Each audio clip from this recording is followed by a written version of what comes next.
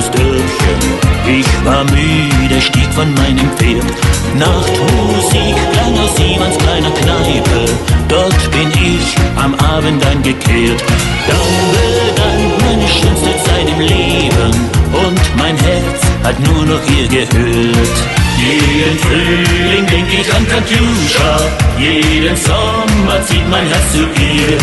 Jeden Herbst, da spüre ich die Sehnsucht, die mit jedem Winter tiefer wird.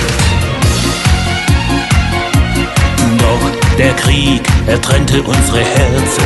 Ein Befehl, der führte mich nach Minsk. Weiter westwärts und tausende von Meilen trennten sich die Wege zu ihr hin. Doch ich weiß, irgendwann da kommt der Frühling, wo ich wieder bei Katjuscha bin. Jeden Frühling denk ich an Katjuscha, jeden Sommer zieht mein Herz zu ihr.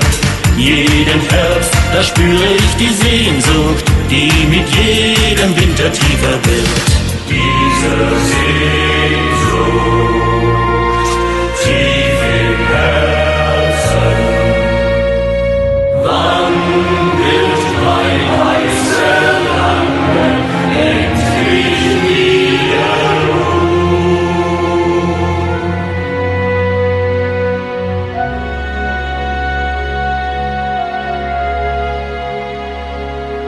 Doch der Frühling kam wieder, alles blühte so schön.